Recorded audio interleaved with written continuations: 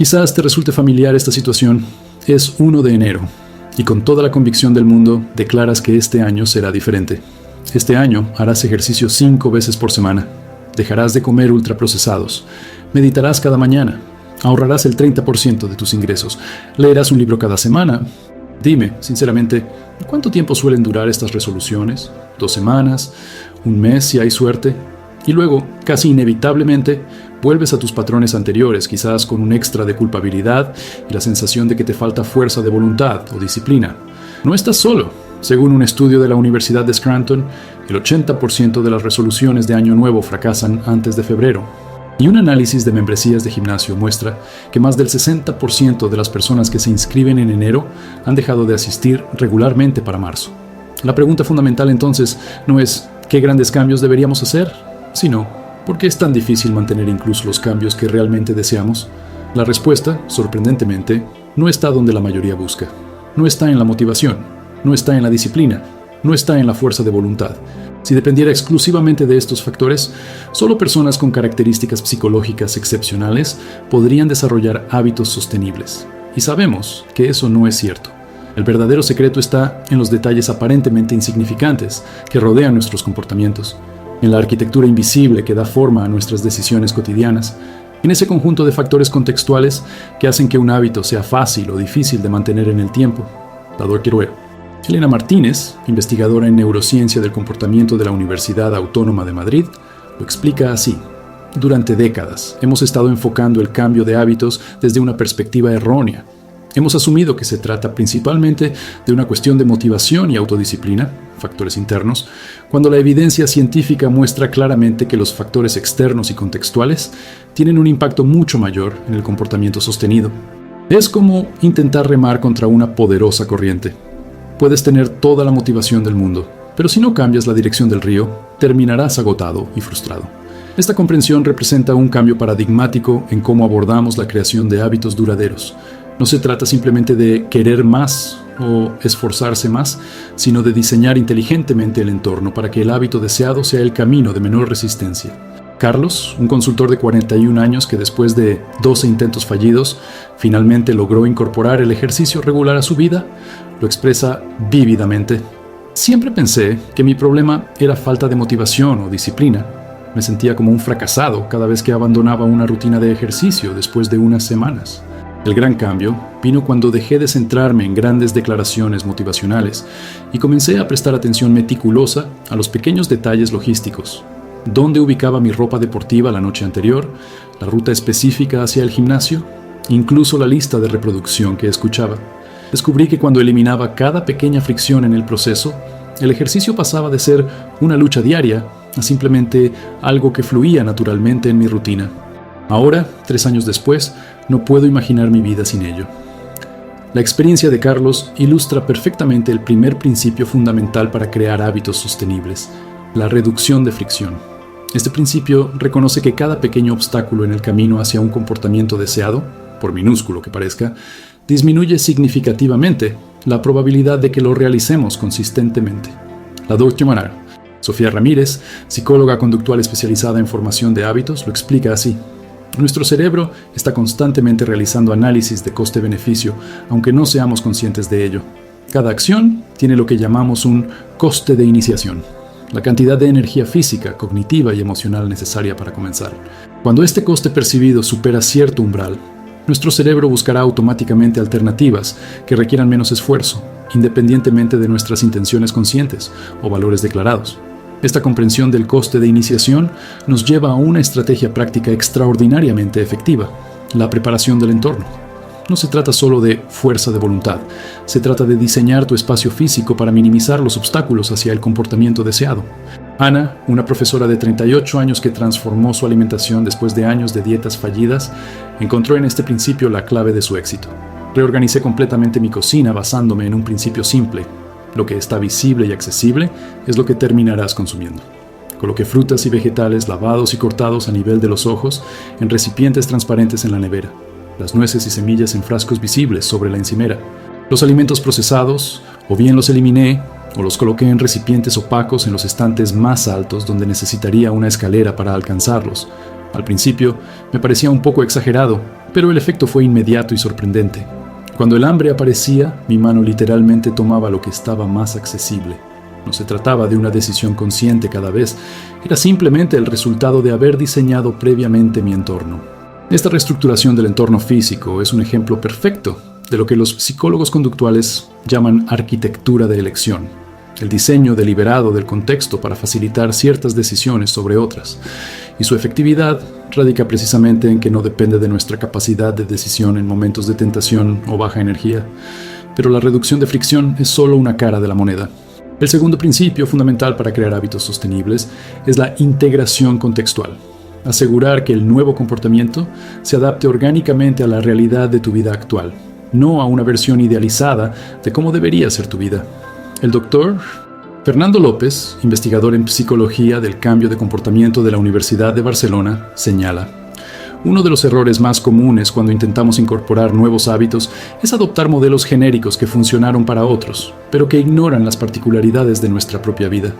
Cada persona tiene un ecosistema conductual único, una combinación específica de limitaciones temporales, responsabilidades, energía disponible, configuración social y preferencias personales. Un hábito sostenible debe respetar y adaptarse a este ecosistema, no luchar contra él. Javier, un médico de 43 años y padre de 3 niños pequeños, descubrió el poder de este principio después de múltiples intentos frustrados de incorporar meditación a su rutina. Todos los libros y apps que consultaba sugerían meditar por la mañana, sentado en silencio durante al menos 20 minutos. Era un consejo imposible para mi realidad. Mis mañanas son un caos organizado de preparar desayunos, vestir niños y llegar a tiempo al hospital. Después de varios fracasos, finalmente encontré mi solución: 5 minutos de meditación en mi coche, justo después de estacionarlo en el hospital y antes de entrar. Es un momento de transición natural. Estoy solo. Y esos 5 minutos actúan como un reset perfecto antes de sumergirme en mi día laboral. No es la práctica ideal, según los expertos, pero es una práctica que he mantenido consistentemente durante 3 años porque se adapta perfectamente a la realidad de mi vida. La experiencia de Javier ilustra perfectamente cómo un hábito sostenible no es necesariamente el más ambicioso o el que sigue las mejores prácticas genéricas, sino el que encuentra su lugar natural en la estructura existente de nuestra vida.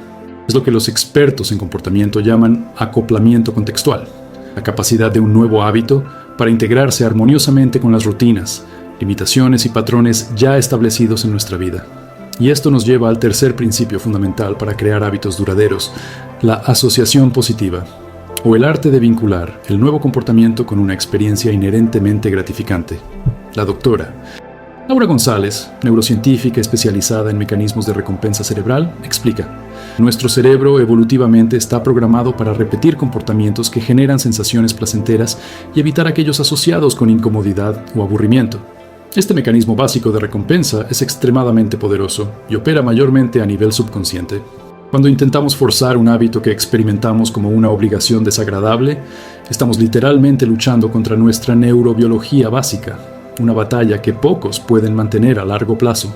Esta comprensión neurobiológica nos lleva a una estrategia extraordinariamente efectiva, pero frecuentemente ignorada: diseñar deliberadamente la experiencia del hábito para que sea intrínsecamente agradable o satisfactoria, no solo instrumental para un objetivo futuro.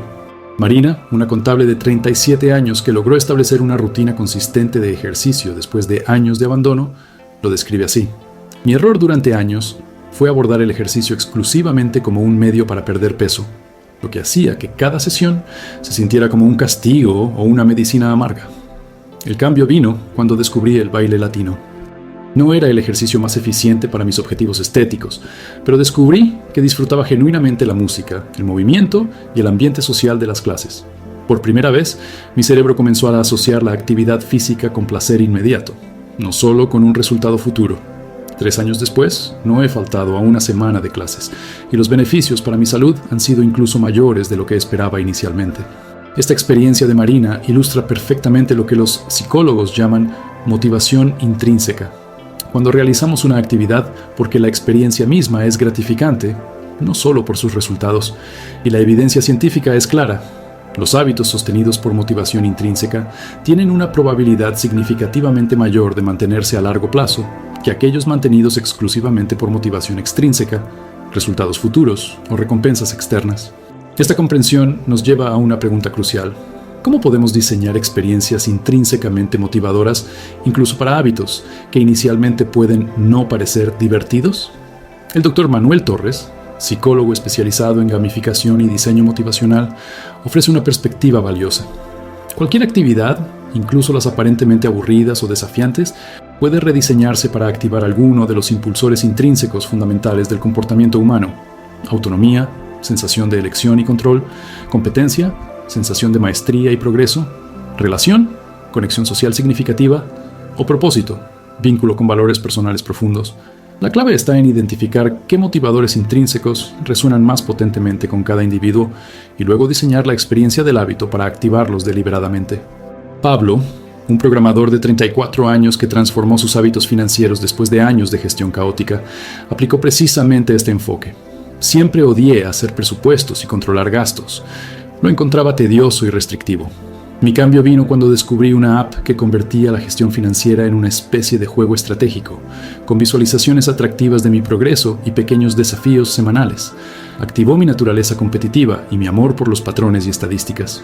De repente, revisar mis finanzas pasó de ser una tarea tediosa a algo que genuinamente esperaba con interés.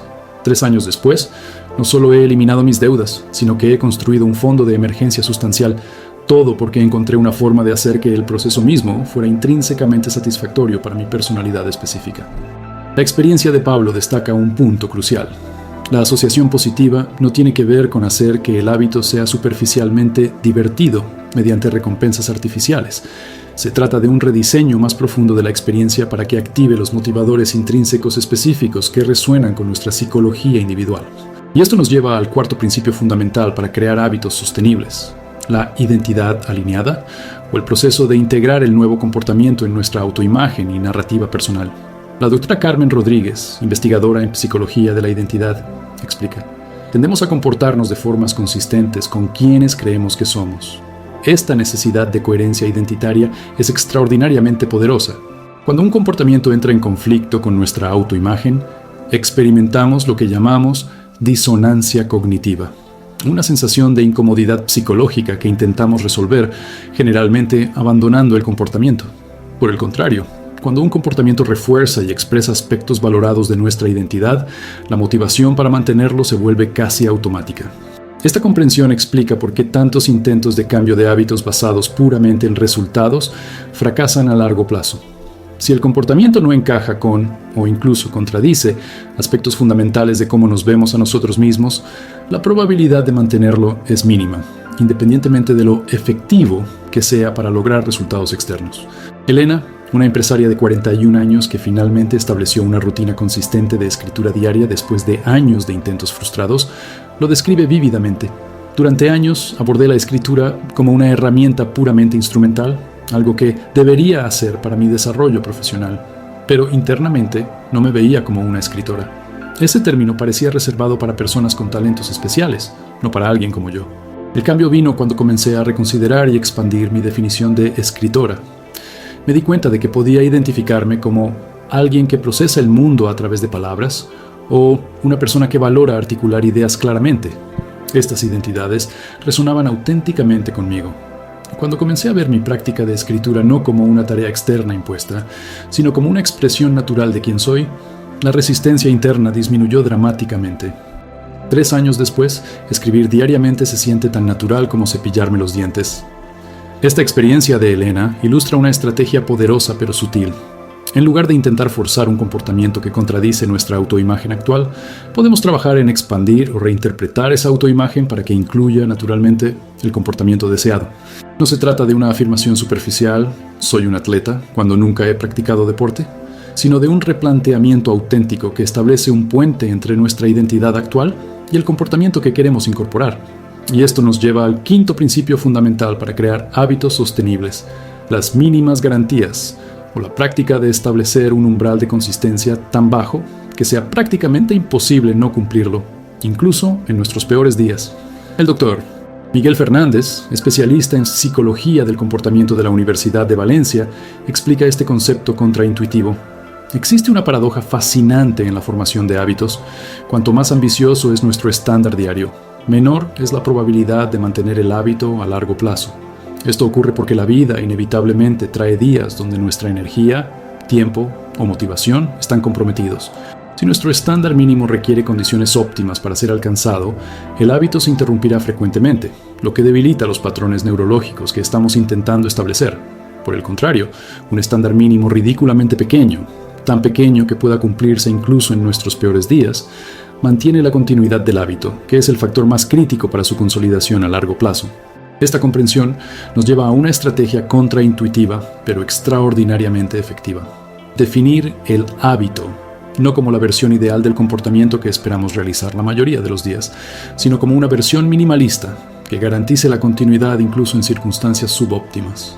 Luis, un profesor de 45 años que estableció una práctica de meditación consistente, después de múltiples intentos fallidos, aplicó precisamente este enfoque. Mi error durante años fue definir mi práctica de meditación como 20 minutos diarios. Los días buenos no había problema, pero inevitablemente venían semanas caóticas donde esa inversión de tiempo parecía imposible y entonces abandonaba completamente. Mi cambio vino cuando redefiní mi práctica como una respiración consciente. Suena ridículamente simple, pero estableció una continuidad inquebrantable. Incluso en los días más ocupados o agotadores, siempre podía tomar una respiración consciente. Por supuesto, la mayoría de los días hago mucho más que eso, generalmente entre 10 y 20 minutos, pero en los días caóticos esa única respiración mantiene vivo el hábito. 3 años después, no he fallado ni un solo día, lo que ha eliminado por completo la resistencia psicológica de volver a empezar que antes saboteaba mis esfuerzos. Este enfoque de mínimas garantías representa una comprensión sofisticada de cómo se forman realmente los patrones neurológicos que sustentan los hábitos. No es la intensidad ocasional, sino la consistencia, a lo largo del tiempo, lo que crea las conexiones neuronales duraderas que convierten un comportamiento consciente en un patrón automático. Y esto nos lleva al sexto y último principio fundamental para crear hábitos sostenibles, la progresión calibrada, o el arte de expandir gradualmente un hábito a un ritmo que equilibre el desafío y la capacidad actual. La doctora Isabel Ramírez, investigadora en psicología del flujo y estados óptimos, explica: existe una zona psicológica óptima, lo que Mihaly Csikszentmihalyi llamó estado de flujo, donde el nivel de desafío está perfectamente calibrado con nuestro nivel de habilidad. Cuando el desafío excede significativamente nuestra capacidad actual, experimentamos ansiedad y resistencia. Cuando está muy por debajo, experimentamos aburrimiento y desconexión. La progresión ideal de un hábito navega constantemente el límite de esta zona óptima, aumentando el desafío justo lo suficiente para mantener el compromiso, pero no tanto como para abrumar. Esta comprensión explica por qué tantos hábitos que comienzan con entusiasmo terminan abandonados, o bien mantenemos el mismo nivel básico hasta que se vuelve rutinario y aburrido, o intentamos avanzar demasiado rápido y nos encontramos con una resistencia abrumadora. Sofía, una diseñadora gráfica de 39 años que desarrolló una práctica consistente de dibujo diario después de años de inicios y abandonos, describe su experiencia con la progresión calibrada. Mi error durante años fue abordar el dibujo de manera inconsistente. Largos periodos de inactividad seguidos por ambiciosos proyectos que rápidamente me sobrepasaban. El cambio vino cuando establecí un ritual diario muy simple de dibujo en un cuaderno pequeño, literalmente 5 minutos antes de dormir. Al principio eran solo garabatos básicos, pero a medida que la práctica se volvió habitual, naturalmente comencé a experimentar con técnicas ligeramente más complejas, no por obligación, sino por curiosidad genuina. Lo fascinante es que esta progresión ocurrió orgánicamente, guiada por mi propio interés, no por algún plan externo. 3 años después, mi habilidad ha mejorado dramáticamente, y lo que comenzó como garabatos se ha convertido en una práctica artística significativa que nutre mi creatividad profesional y personal. La experiencia de Sofía ilustra una distinción crucial. La verdadera progresión sostenible no viene de seguir rígidamente un plan predeterminado de niveles, sino de cultivar una sensibilidad hacia ese borde óptimo, donde el desafío es estimulante, pero no abrumador. Es un proceso altamente individualizado, guiado más por la experiencia cualitativa del practicante que por métricas externas. Estos 6 principios, reducción de fricción, integración contextual, asociación positiva, identidad alineada, mínimas garantías y progresión calibrada, conforman juntos un marco holístico para crear hábitos verdaderamente sostenibles. No son técnicas superficiales o hacks temporales, sino principios fundamentales basados en una comprensión profunda de nuestra neurobiología, psicología y los sistemas complejos que gobiernan el comportamiento humano. Y quizás la comprensión más liberadora de todas es esta. La clave para el cambio duradero no está en una fuerza de voluntad heroica o en una motivación inquebrantable. Está en estos detalles aparentemente insignificantes que, cuando se atienden con inteligencia y precisión, transforman lo que una vez fue una lucha constante en un flujo natural y sostenible. Como reflexiona Carlos, el consultor que mencionamos al principio, ahora 3 años en su práctica consistente de ejercicio. Lo que me sorprende no es solo que haya mantenido el hábito, sino cómo ha cambiado mi relación con él. Ya no se siente como algo que debería hacer o que tengo que forzarme a cumplir. Se ha convertido en una parte tan natural de quién soy y cómo vivo que requiere más esfuerzo no hacerlo que hacerlo. Y creo que ese es el verdadero secreto. No se trata de tener una disciplina sobrehumana, sino de diseñar inteligentemente tu vida para que los hábitos que valoras se conviertan en el camino de menor resistencia. El secreto realmente está en los detalles.